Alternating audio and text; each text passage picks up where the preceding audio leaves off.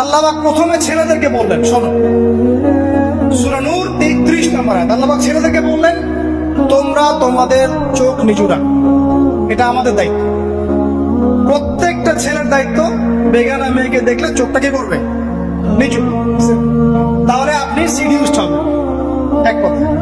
2 number, আল্লাহ পাক আমাদেরকে বললেন, তোমরা তোমাদের লজ্জাস্থানকে হেফাজত করো। কাদেরকে? আমাদেরকে, মানে ছেলেদেরকে। প্রথমে আল্লাহ পাক ছেলেদেরকে বললেন, চোখ নিচু করে রাখো, লজ্জাস্থানে হেফাজত করো। ঠিক আছে? সূরা বনী ইসরাঈল আল্লাহ পাক বললেন, জিনার ধারের কাছেও যেও, ধারের কাছেও যেও। আল্লাহ পাক আরো বললেন, যদি কেউ জিনা করে ফেলে সূরা নূরে, তাহলে তাকে 100টা বেত্রাঘাত করবে। কয়টা?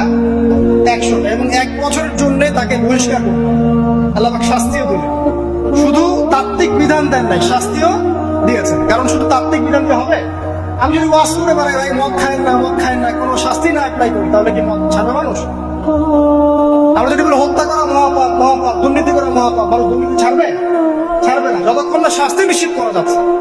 আল্লাহ পাক তাত্ত্বিক কথা শুধু বললেন না, শাস্তিও নিশ্চিত করলেন।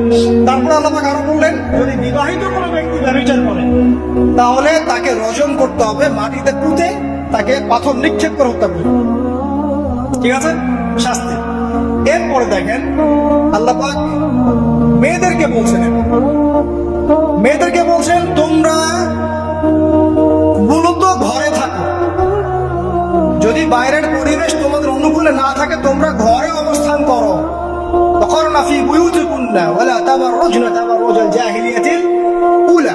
তোমরা মূলত ঘরে থাকো। জাহিলি যুগের মেয়েরা যেভাবে নিজেদেরকে প্রদর্শন করে বেড়াতো, এই কাজটা তোমরা করো না।